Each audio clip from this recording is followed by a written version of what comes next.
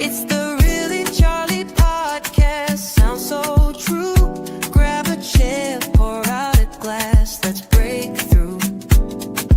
Echoes in the room as the stories unfold. Tune in, lean back, let the moments be bold. Yeah, it's the Really Charlie podcast. Tune your ear. With each word spoken, we're drawing you near. Yo, it's the Really Charlie podcast. Set your mind free. Diving deep, discover what's meant to be.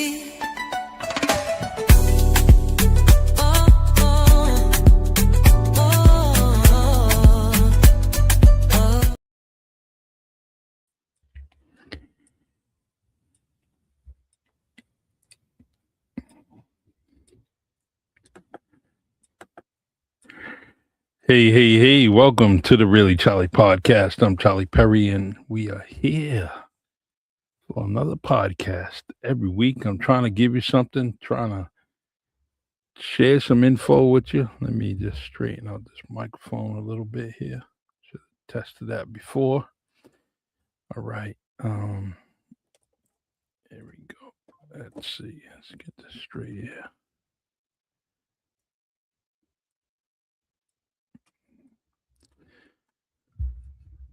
All right. So today we are going to talk about an historian, right?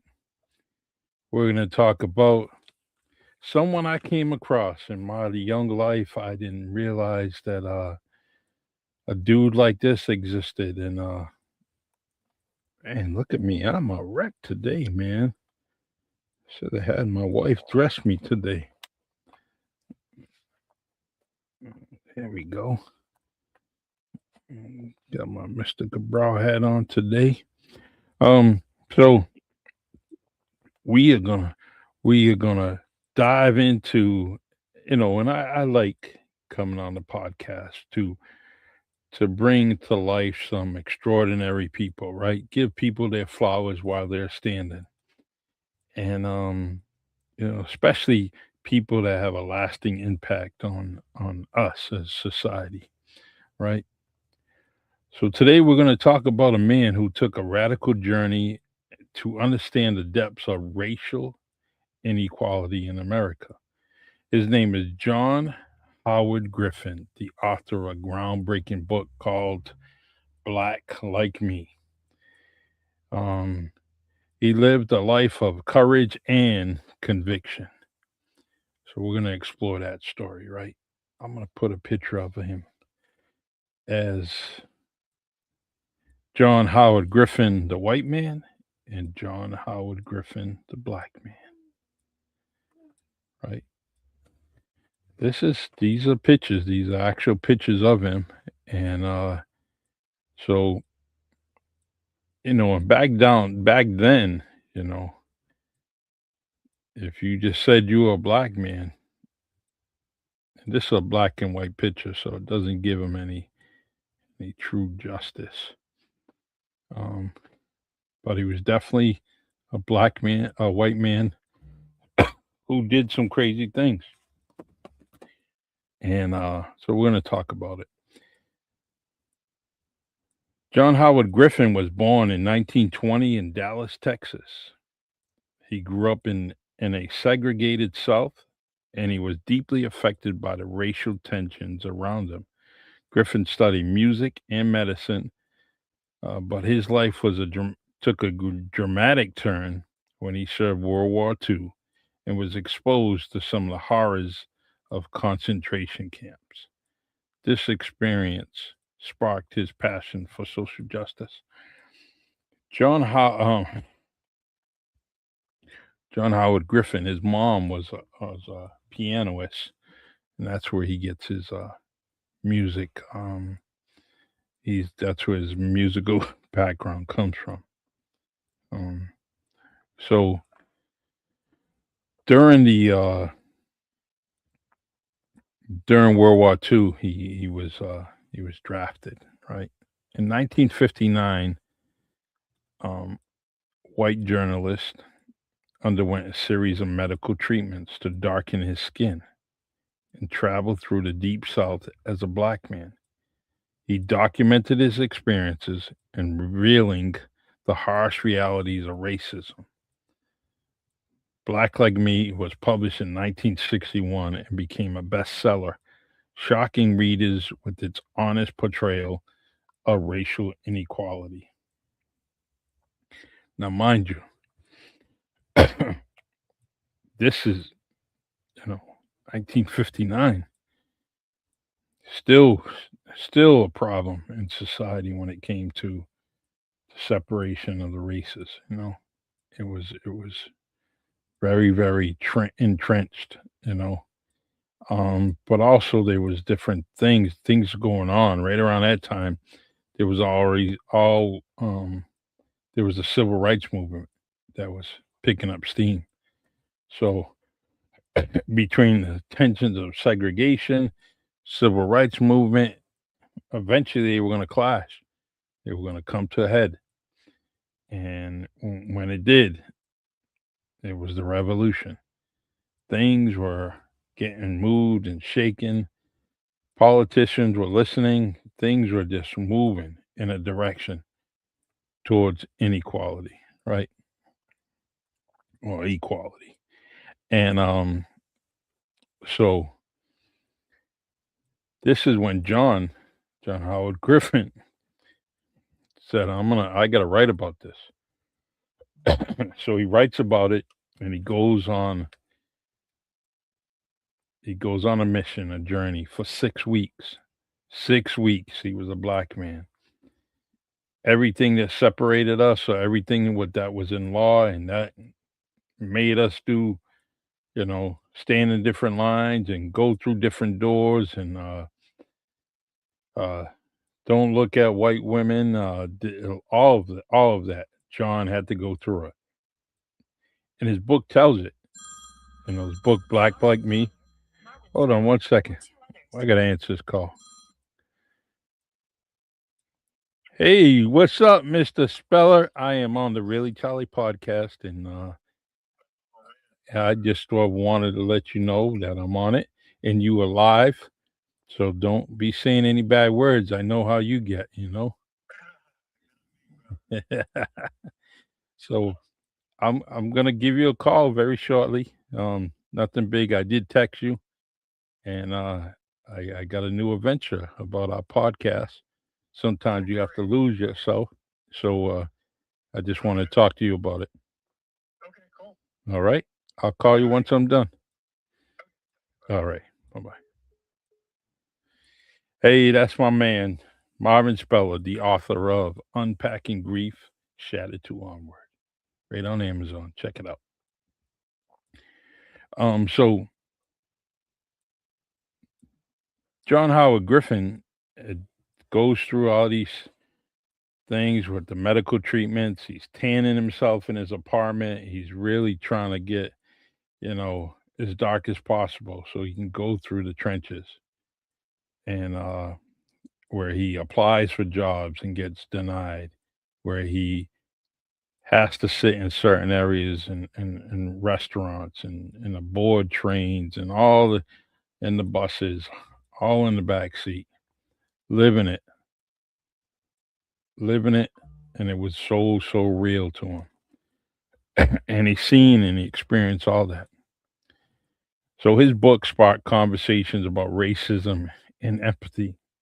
He continued to advocate for civil rights, meeting with Dr. Martin Luther King Jr. and working with the Congress of Racial Equality, which is called CORE. Griffin's work remains relevant today, and it was a testament to his bravery and insight. Yeah, I mean, just think about it. Black black people getting lynched. There was a very high possibility that this could have happened to this man, and he would have just been, just another black man killed, and that's it. Life and times of segregation and deep down south. it would have never been a problem. It would have been a problem later, um, trying to identify him, right? Uh, and then really finding out that, you know, he was a white man from Texas, from Dallas, Texas. So Griffin's journey changed him, depending on his understanding and racial injustice. He said, if a man has not discovered something he is willing to die for, he isn't fit to live. John Howard Griffin died in 1980. That was a phrase that he had, and you know what? I just mentioned about it. He could have died at any point during this journey, this 6-week journey. This man could have died very easily, sent to jail, anything. I mean, this who would have believed him? It would probably took a while, right? You know, and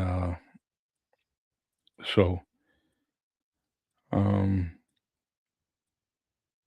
his legacy continues, and he's inspiring us to confront our own biases and work towards more of a just society. John Howard Griffin. Um, so his book is on Amazon. I found it. I've ordered it. It's real cheap. I'm not getting paid by anybody to do this at all. It's just a story that I came across today, and I just wanted to talk about it. The Let's bring his picture up one more time, right? Check it out. You know, here, suit, tie, clean cut,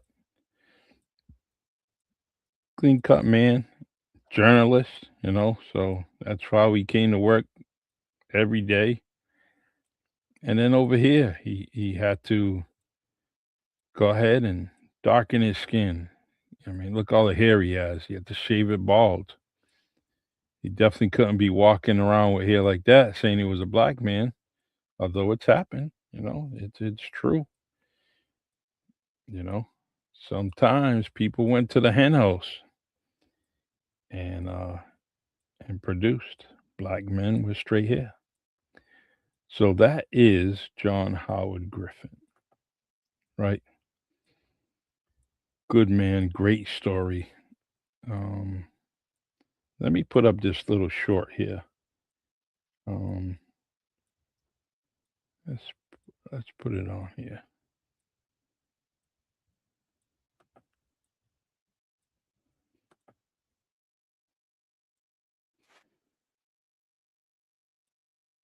Wanted to understand the true depth of racism in the Jim Crow South.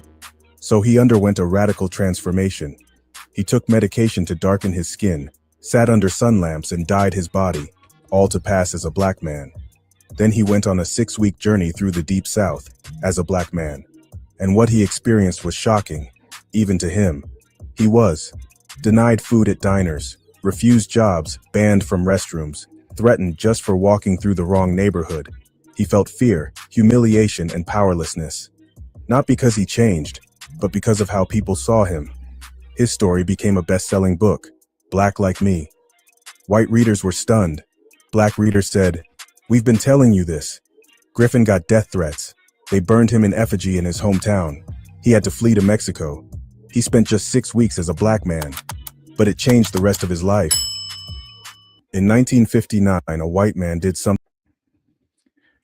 All right, everyone. So there it is. There's facts right on YouTube, videos. There's many, many things. Several books, several stories. He worked for different magazines, and was very, very essential to civil rights and getting things done in America for the right reasons. All right. So I did this on TikTok earlier. I would truly didn't. I truly enjoyed it. Trying to do more TikTok lives and get things done. Um, for better. Trying to give out more history. I am on the board for the New Bedford Historical Society, so I have many, many historic stories to tell you. Many, many projects that we are doing here in the city of New Bedford, and so I'm gonna start bringing some of those facts to light. And believe me, we do at the Historic Society.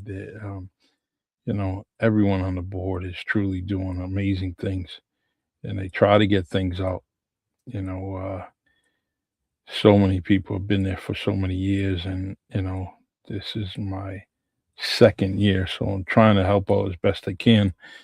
And we got a cemetery project where we that's coming up with everyone that was part of the abolition, all the abolitionists that are buried in the city. There's a history here, and coming from New Bedford or being or living in New Bedford, you should learn that history. And you can go down to some of the a particular cemetery, rural cemetery, and there's a history there. So when your kids are in school and talking about different things, especially when it comes to slavery, you can go into the cemetery right on the wall and share a story, or get in touch with me, and I'll try to share some of the stories there, and be part of the project. There's many, many people on the board that would gladly help out with anything. That's a New Bedford Historic Society on 7th Street. The Poly, it's the Johnson House. And outside, we have a park with the Frederick Douglass statue out there, Abolition Row Park. It's got a gazebo and sitting there.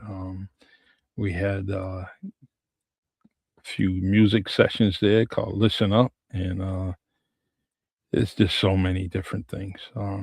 So history is very, very important. And why not start with your local history? All right. You see in the background, my partner's book over there, Unpacking Grief, Shattered to Onward. You can get that on Amazon. Marvin's good book. The loss of his wife, who is my very dear cousin, Kristen Speller, and she died a few years back of cancer. And so he talks about unpacking grief. If you're going through some moments of grief, whether it's a loss of a loved one or a loss of a job, grief is very broad. It's just not the loss of a human being. Grief can mean a lot of things. So highly recommend the book. And it's an amazing book. And we're going to talk about it next week on Sometimes You Gotta Lose Yourself podcast on Wednesday, 9 p.m. Eastern Time, every Wednesday. Marvin and I come on and we talk about it. We have some guests, and next week we're going to talk about a new part of his book, a new chapter in him becoming a fabulous writer, an author. And he's trying to reach a million people. And I think he's not too far away. Between the podcast, the sales of the book, we're, doing our thing. So, all right, that will be next Wednesday, 9 p.m. Eastern Time, 6 o'clock Pacific Time, because he's out in California. So, please like and subscribe to Really Charlie Podcast channel and the Sometimes You Have to Lose Yourself YouTube channel. And like and subscribe is real, real important. Please share this podcast. Someone may want to talk about John Howard Griffin. I'll purchase his book, Black Like Me. It's on Amazon. And there's different versions of it, different authors that write about it. So, but a great historian, great humanitarian, and I'm proud that I learned about it today. All right, y'all, take care. God bless, and I will see you next Tuesday. And also see you on Wednesdays. We're chopping it up at Honeydew 113 Conway Street, New Bedford, Mass. And later on that evening, with Sometimes You Have to Lose Yourself podcast with Marvin Speller. All right, y'all, take care. Anybody. But actually, you know, I got Heather Larkin coming on next Tuesday. So that's going to be great. We have the Funky Professor going to go down to Honeydew. We're going to talk to him on the 4th. But on the 3rd, we have Heather Larkin on. We're going to talk about her program, her company called Align. And it's very deep and talks about, you know, athletes and their mental stability, instability. It's truly amazing brainstorm on her part. And I definitely want to put it out there. She's been on different shows and podcasts. But I would kind of give you guys it would be a disservice if I never put this woman on the Really Charlie podcast, because she's been amazing for decades doing her thing. And I can't wait to get her on here and talk to her and just share some of her projects and her goals for the next coming year. All right. Take care. God bless. I will see you guys next week. Thanks for joining me.